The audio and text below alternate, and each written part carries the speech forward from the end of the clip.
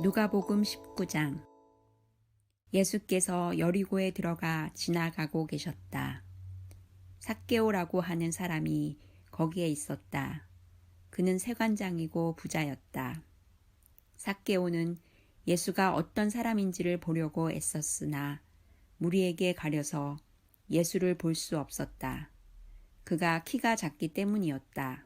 그래서 그는 예수를 보려고 앞서 달려가서 뽕나무에 올라갔다. 예수께서 거기를 지나가실 것이기 때문이었다. 예수께서 그곳에 이르러서 쳐다보시고 그에게 말씀하셨다. 삭개오야, 어서 내려오너라. 오늘은 내가 내 집에서 묵어야 하겠다. 그러자 삭개오는 얼른 내려와서 기뻐하면서 예수를 모셔드렸다.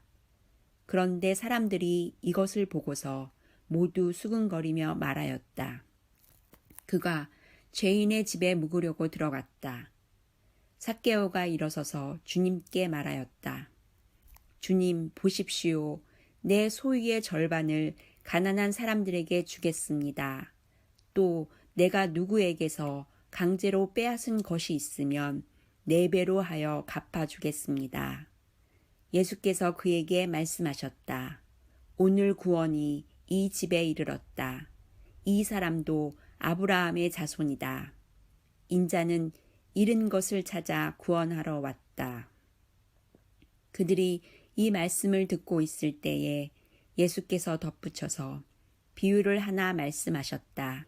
이 비유를 드신 것은 예수께서 예루살렘에 가까이 이르신 데다가 사람들이 하나님의 나라가 당장에 나타날 줄로 생각하고 있었기 때문이다. 그래서 예수께서 말씀하셨다. 귀족 출신의 어떤 사람이 왕위를 받아가지고 돌아오려고 먼 나라로 길을 떠날 때에 자기 종 10사람을 불러다가 10문화를 주고서는 내가 올 때까지 이것으로 장사를 하여라 하고 말하였다. 그런데 그의 시민들은 그를 미워함으로 그 나라로 사절을 뒤따라 보내서 우리는 이 사람이 우리의 왕이 되는 것을 원하지 않습니다 하고 말하게 하였다. 그러나 그 귀족은 왕위를 받아 가지고 돌아와서 은하를 맡긴 종들을 불러오게 하여 각각 얼마나 벌었는지를 알아보고자 하였다. 첫째 종이 와서 말하였다. 주인님, 나는 주인의 한 문화로 10문화를 벌었습니다. 주인이 그에게 말하였다. 착한 종아, 잘했다. 내가 아주 작은 일에 신실하였으니 10고을을 다스리는 권세를 차지하여라. 둘째 종이 와서 말하였다. 주인님, 나는 주인의 한 문화로 5문화를 벌었습니다. 주인이 이 종에게도 말하였다. 너도 5고을을 다스리는 권세를 차지하여라. 또 다른 한 종이 와서 말하였다. 주인님 보십시오. 주인의 한 문화가 여기에 있습니다. 나는 이것을 수건에 싸서 보관해 두었습니다. 주인님은 야무진 분이라서 맡기지 않은 것을 찾아가시고 심지 않은 것을 거두심으로 나는 주인님을 무서워하여 이렇게 하였습니다. 주인이 그에게 말하였다. 악한 종아, 나는 내 입에서 나온 말로 너를 심판하겠다. 너는 내가 야무진 사람이라서 맡기지 않은 것을 찾아가고 심지 않은 것을 거두어 가는 줄 알고 있었지.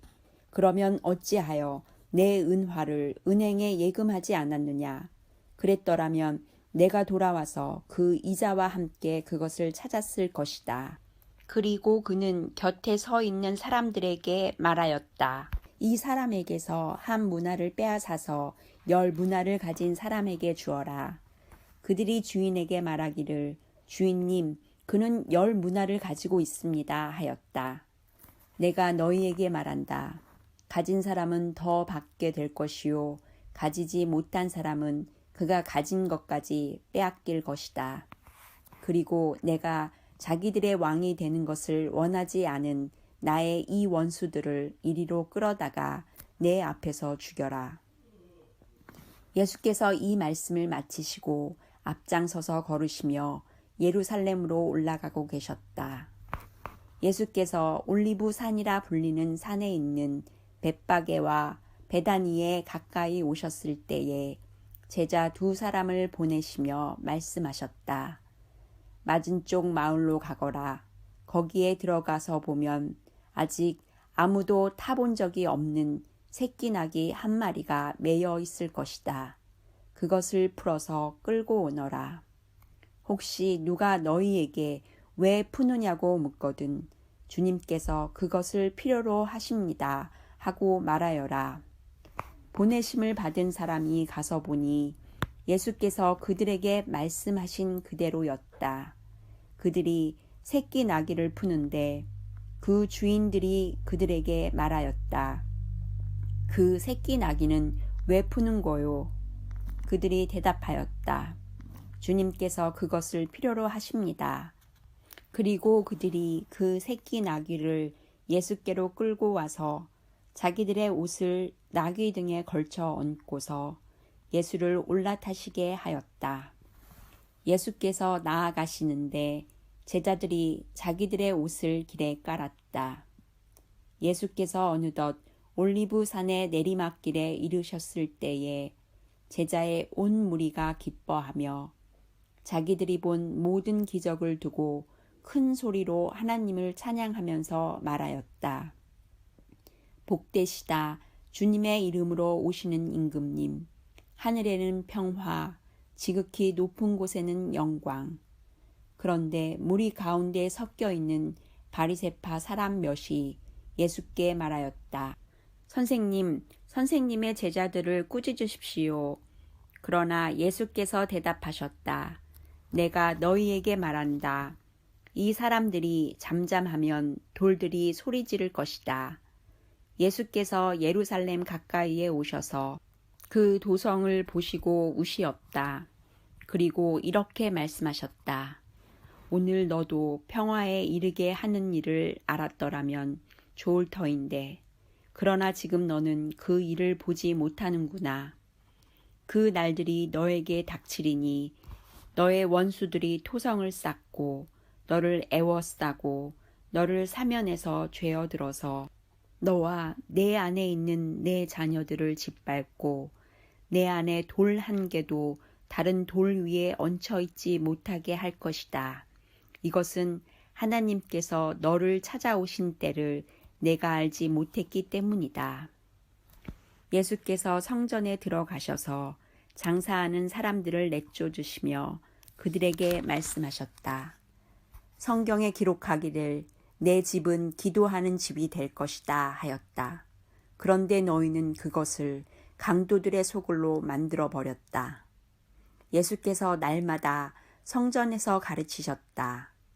대제사장들과 율법 학자들과 백성의 우두머리들이 예수를 없애버리려고 꾀하고 있었으나 어찌해야 할지 방도를 알지 못하였다. 백성이 모두 그의 말씀을 열심히 듣고 있었기 때문이다.